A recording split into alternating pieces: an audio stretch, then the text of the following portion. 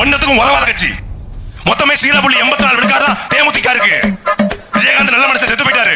இன்னைக்கு விஜயகாந்த் மனைவி வேட்பாளர், விஜயகாந்த் மகன் வேட்பாளர், விஜயகாந்த் மச்சன் சுதீஷ் ராஜ்யசபா எம்பி. என்னடா கட்சி இது? என்னடா கட்சி?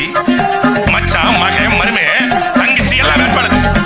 அம்மாவும் எம்எல்ஏ, மகனும் எம்எல்ஏ. ஏன் திமுக 10 சீட்டு? எப்படி ஏவா வேலு பேசி திமுக 10 சீட்டை வாங்கி கொடுக்குறாரு. ஏன் ஏவா வேலு வாங்கி கொடுக்குறாருன்னா ஏவா வேலு ஏன் பிரேமதால லூலுக்கு வாங்கி கொடுக்குறாரு? என்ன பிரேமதால லூலு ஏவா வேலு அவ்வளவுதான் லூ. பிசிகாவுடைய தலைவரின் திருமாவளவனுக்கு 8 சீட்டு, தமிழ்நாடு முழுமைக்கும் இருக்கக்கூடிய பிசிகாவுக்கு 8 சீட்டு, எங்கேயுமே இல்லாத தேமுதிக 10 சீட்டு. இதுதான்டா தமிழர் அரசியல். ஏன் இந்த நிலத்தில் தேவை என்பதற்கு இந்த ரெண்டுமே சான்று. பெருமதிப்பிற்குரிய அண்ணன் தமிழக வாழ்வுரிமை கட்சியின் தலைவர் வேல்முருகன் ஒத்த சீட்டு 2 சீட்டு கேட்கிறாரு. 1 சீட்டு தான் சொல்றான். அதுவும் கொடுக்க முடியாதையோ, அதெல்லாம் பண்ண முடியாதியா? நீ ரொம்ப பேசிட்டு இருக்க, வெளியே போ. மரியாதை குறைவாக நடத்தவர் வெளியே